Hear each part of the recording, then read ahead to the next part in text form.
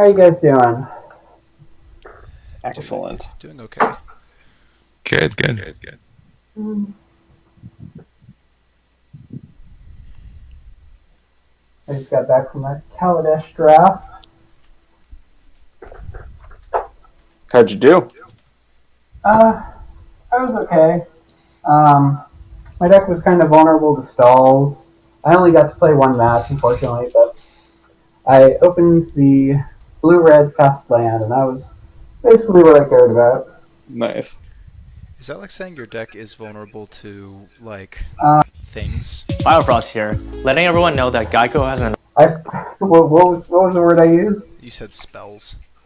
Stall is what I meant. My deck was prone to stalling out, or not wasn't great at like punching through a lot of tokens on the ground.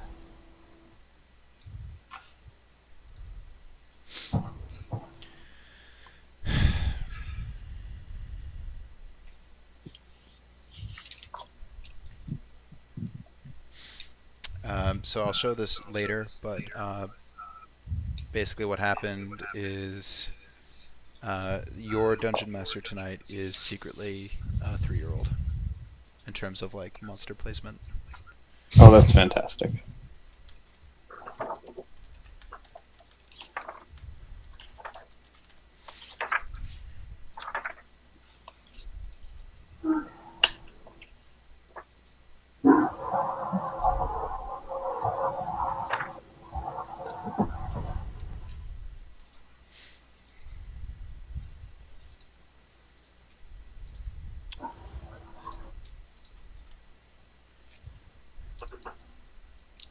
Spencer, are you working on getting into Roll20? I don't think I ever got the invite.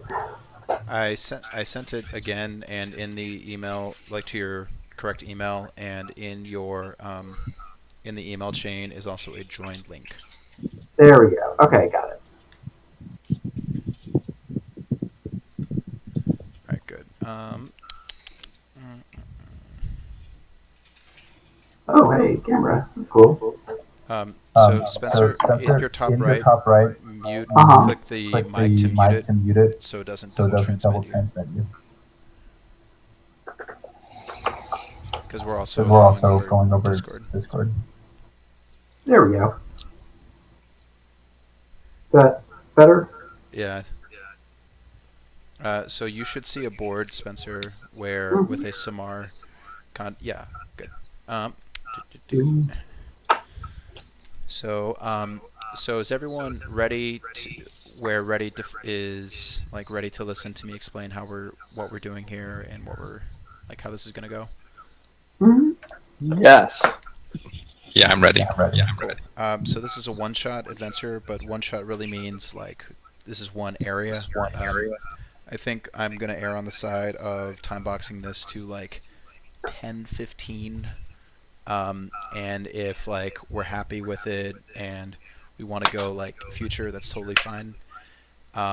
Or if we like finish the whole dungeon, that's fine too. And so there's a number of I'll call optional rules or game mechanics for sort of erring on the side of expediency. I'm doing most of those. A relevant one is any damage that you're doing, you basically will auto cleave.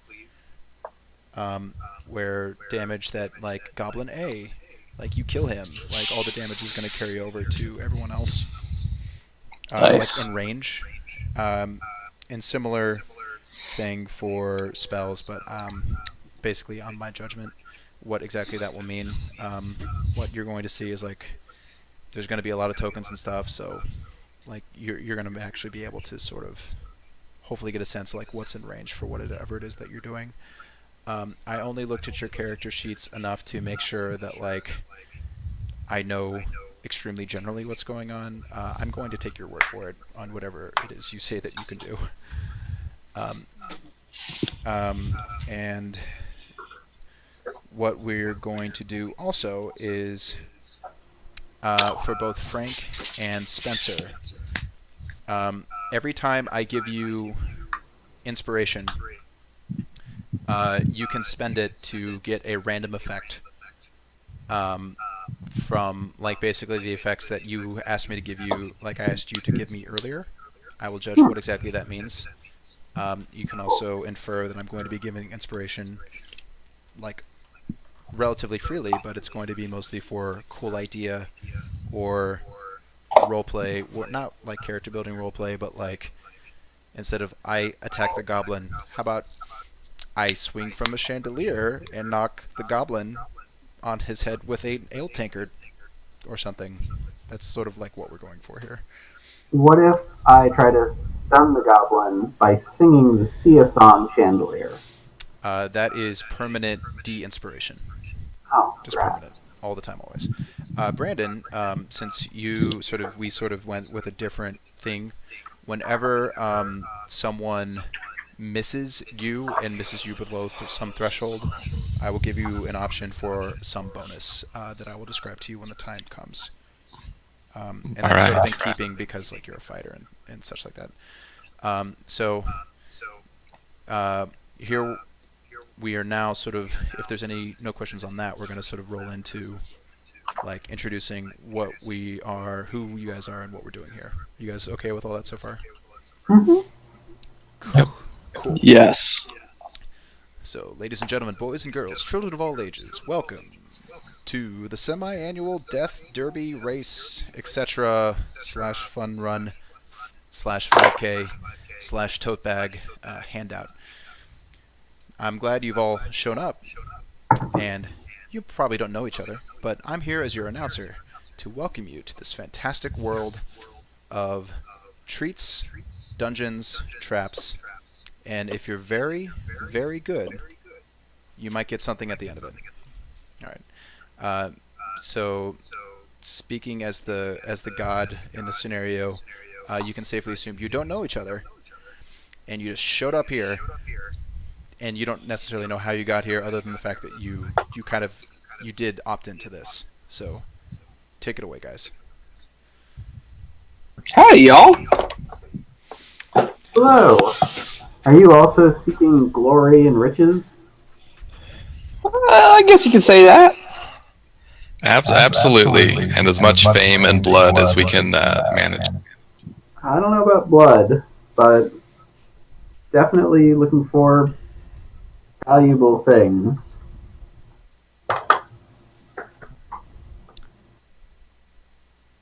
What do you guys do? I'm a priestess.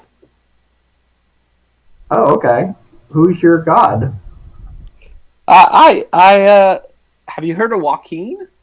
Hmm. She's the goddess of light and markets, and she's real pretty.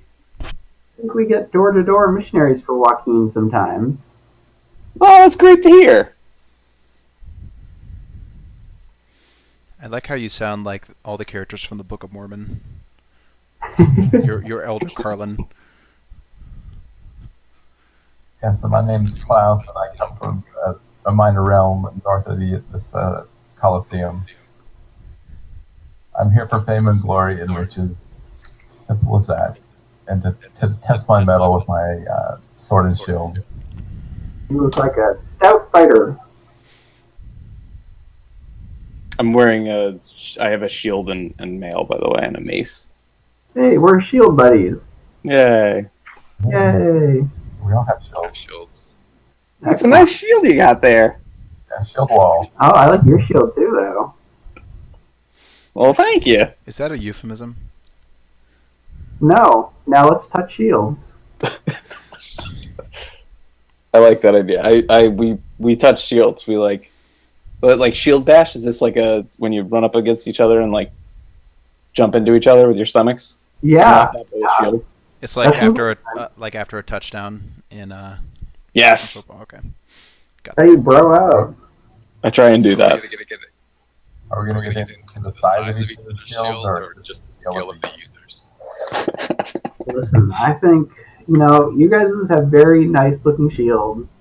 I don't think there's any need to measure or compare.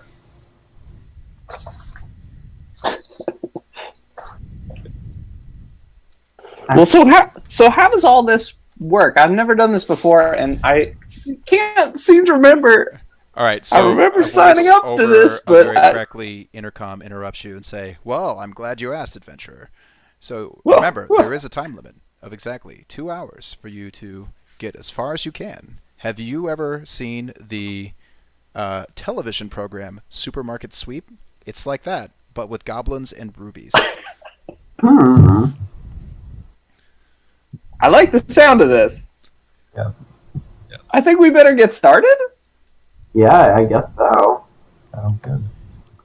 Let's blaze some trails here. All right, so it looks like there's a door over there. Yeah, what's I this think- passage to the south? So bad. I didn't reveal enough. There isn't actually. If I correctly revealed it, you would see that there isn't actually a passage to the south. Oh, gotcha. Okay. Is there any way to have my pointer show up? If you double click, I think it should ping everyone. Oh, mine doesn't. I Yeah. didn't see. Okay. How about this? Can you see this? Oh, how'd you do that? Oh, also, Yeah. So if So you there's can, a you can ruler like thing. point. so Frank, this really only matter. Well, okay. The short version is you can't really trust that thing because this is a picture of a dungeon overlaid on the grid, Mm-hmm. and like I'm hiding the game grid. So like we'll count boxes, but that would Okay. work. Except it's not actually going to work this time. Okay, cool. How did you do that? Who did that? Oh, Was that you? did what? The boop, like the expanding circle of boop. It's fine. Don't worry about it. Well, boys. I'm more than willing to go first, but as your healer, maybe one of you would like to take the lead. All right. So as Klaus goes up to the door, you'll notice that this door is stuck. Stuck in D&D terms means that you can't actually unlock it. The reason why you know What's it's the problem stuck up there? is because it has a giant sticker that says "stuck." Oh. As in, like, it's the kind of thing we need to force open, or is it like we need to find a key somewhere or a lever? If in D&D terms, which given that you know that there's a giant sticker on there, is the word "stuck" in D&D terms means that you do have to break it open. Okay. All right. So assuming that, well, you're in front of me, but if I could get by you, what I would do is do the shield bash thing, but like we were doing with bumping. So like all the shield bros are gonna. So like bash shield the bro, like running charge, and then like hold the shield out and try and crash into it. Okay, so I don't actually know what this is a cool idea, and so what I'm gonna do is whoever has the strongest strength. Hopefully, you guys know what your own strength is and can tell me. I'm going to give you advantage on this roll to break it as a strength check. And so... Cool. I have +1 and a 13. A 13, which is +1. So under the Welcome to Roll20, it has like some example rolls.